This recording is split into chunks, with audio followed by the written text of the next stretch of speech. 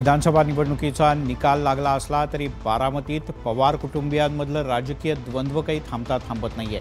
कारण बारामतीत पराभूत झालेल्या योगेंद्र पवार यांनी पुन्हा एकदा अजित पवार यांना आव्हान दिल्याचं दिसतंय। तिकडे रोहित पवार यांनी देखील कर्जत जामखेडमधल्या निसटत्या पराभवानंतर सत्ताधाऱ्यांवर निशाणा साधलाय। लोकसभेतील पिछाडी आणि आता विधानसभेतील आघाडी घेतलेल्या अजित पवार यांच्या विजयावर योगेंद्र पवार यांना भरोसा नसल्याचं दिसतंय। कारण बारामतीत मतदारांच्या आभार दौऱ्यावर असलेल्या योगेंद्र पवार यांनी अजित पवार यांच्या विजयावर संशय उपस्थित करत मतपडताळणीसाठी अर्ज केलाय। साधारण 5% आपण बूथ चेक करू शकतो, 5% बूथ आपण रीचेकिंग करू शकतो आणि जर हा अधिकार आम्हाला दिला असेल एक नागरिक म्हणून तर मग ते चेक करायला काय हरकत आहे। योगेंद्र पवार यांच्या या अर्जानंतर अजित पवार यांनीही प्रतिक्रिया दिली आहे। हा जनतेचा कौल आहे असं अजित पवार म्हणाले।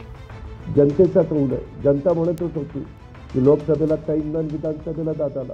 आता ती जनता आहे, जनतेला कोण धरणार आहे। महाविकास आघाडीचे अनेक पराभूत उमेदवार फेरमतमोजणीची मागणी करत विधानसभेच्या निकालाबद्दल संभ्रम निर्माण करण्याचा प्रयत्न करत असल्याचं दिसत आहे। विधानसभा निवडणुकीच्या निकालानंतर महाविकास आघाडी आक्रमक झाली आहे। मवियाच्या नेत्यांनी ईव्हीएमवर आरोप करत महायुतीला लक्ष्य केलं। या निकालाच्या विरोधात महाविकास आघाडीचे पराभूत उमेदवार आता कोर्टात जात आहेत। विधानसभा निवडणुकीत महायुतीला प्रचंड यश मिळालं तर दुसरीकडे महाविकास आघाडीसह वंचित बहुजन आघाडी, मनसे तिसऱ्या आघाडीची पार वाताहत झाली। या पराभवानंतर विरोधकांनी ईव्हीएमवर आगपाखड सुरू केली। मवियाचे 9 उमेदवार ईव्हीएमच्या विरोधात सर्वोच्च न्यायालयात याचिका दाखल करणार आहेत, तर अहिल्यानगरमध्ये आमदार रोहित पवार यांच्या नेतृत्वाखाली ईव्हीएमच्या विरोधात आंदोलन करण्यात आलं। यावेळेला प्रतिकात्मक ईव्हीएमची होळी करण्यात आली। याच मतदारसंघामध्ये झालंय असं नाही, सामान्य लोकांना सुद्धा आता ईव्हीएमवर शंका वाटायला लागलेली आहे। त्यामुळे ही शंका लोकशाहीमध्ये योग्य नाही असं आम्हा सगळ्यांना वाटतं। विरोधकांच्या या भूमिकेवर एकनाथ शिंदे यांनी जोरदार टीका केली आहे। जेव्हा तुम्ही हरता तेव्हा ईव्हीएम खराब आहे, जेव्हा जिंकता तेव्हा ईव्हीएम चांगला आहे, असं कसं काय? तुम्ही एकच भूमिका घ्यायला पाहिजे। विधानसभा निवडणुकीतील धक्कादायक निकालानंतर ईव्हीएमच्या विरोधात मविया आक्रमक झाली आहे। महाविकास आघाडी लवकरच जन आंदोलन उभारण्याची शक्यता आहे। राष्ट्रवादी शरदचंद्र पवार पक्षाची मुंबईत बैठक पार पडली। या बैठकीत गटनेते मुख्य प्रतोद यांची निवड करण्यात आली। पाहुयात या पदावर कुणाकुणाची वर्णी लागली।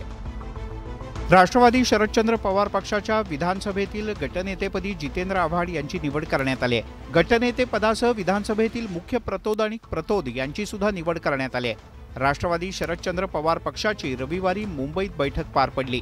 शरद पवार, खासदार सुप्रिया सुळे आणि प्रदेशाध्यक्ष जयंत पाटील यांच्या उपस्थितीत हे निर्णय झाले आहेत। गटनेते असतील जितेंद्र आव्हाड, मुख्य प्रतोद म्हणून रोहित पाटील काम पाहतील, तर प्रतोद म्हणून उत्तम जानकर कार्यभार सांभाळतील। जितेंद्र आव्हाड यांना गटनेते म्हणून निवडण्यात आलं। मुख्य प्रतोद म्हणून रोहित पाटील यांची निवड करण्यात आली। प्रतोद म्हणून माननीय उत्तम जानकर साहेब।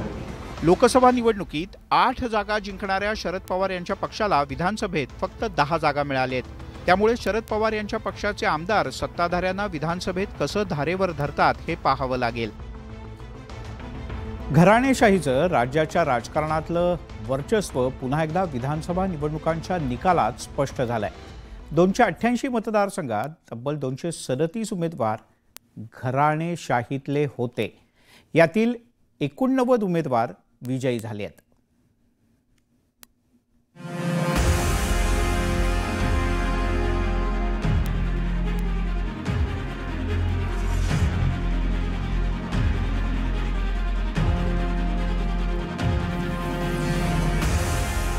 राज्यातील मतदारांनी घराणेशाहीशी संबंधित असलेल्या 89 उमेदवारांना विजयी करून विधानसभेत पाठवलं।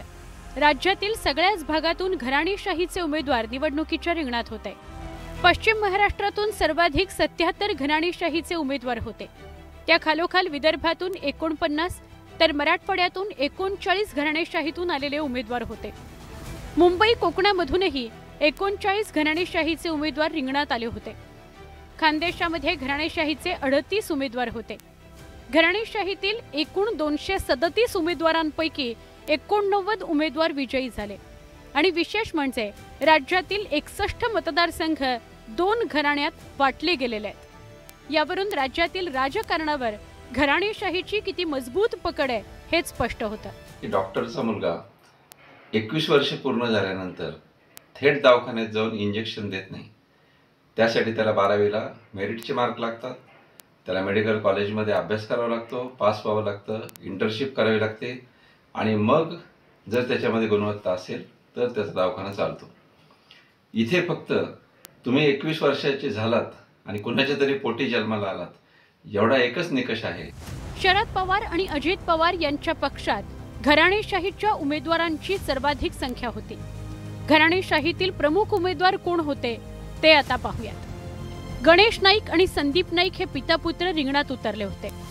नवाब मलिक आणि सना मलिक, धर्मराव बाबा अत्राम आणि भाग्यश्री अत्राम हे बापलेक मैदानात उतरले होते। अजित पवार आणि युगेंद्र पवार आमने सामने आले, तर छगन भुजबळ आणि समीर भुजबळ हे काका पुतणे वेगवेगळ्या मतदारसंघातून लढले। घराणेशाहीत भाऊही आघाडीवर होते। आदित्य ठाकरे, अमित ठाकरे, वरुण सरदेसाई, आशिष शेलार, विनोद शेलार, किरण सामंत, उदय सामंत, निलेश आणि नितेश राणे या भाऊ मंडळींनीही गर्दी केली होती। आम्ही पुष्कळ तिकीट देऊ, पण शेवटी लोक स्वीकारतात, निवडून देतात। परंतु ज्या ठिकाणी घराणेशाही स्ट्रॉंग आहे त्या ठिकाणी आपण जर बघितलं तर त्या मतदारसंघामध्ये विरोधी पक्ष अत्यंत कमकुवत ठेवला जातो। विरोधी पक्षाच्या नेत्यांना वेगवेगळ्या प्रकारे लाभार्थी बनवलं जातं किंवा त्यांना एकदम नामोहरम केलं जातं। विशेष म्हणजे दोन्ही शिवसेनेनं दिलेले घराणेशाहीचे उमेदवार केवळ 19% आहेत। मात्र पक्षप्रमुख कुटुंबात दोन्हीकडेही घराणेशाही आहे। इतर पक्षांमध्ये घराणेशाहीचं वर्चस्वही बघायला मिळतं। एकंदरीतच राजकारणाला घराणेशाहीनं घातलेला विळखा सामान्य कार्यकर्त्यांना राजकीय वाटचालीत मोठा अडसर ठरणार यात शंका नाही। Bureau report, news 18 Lokmat.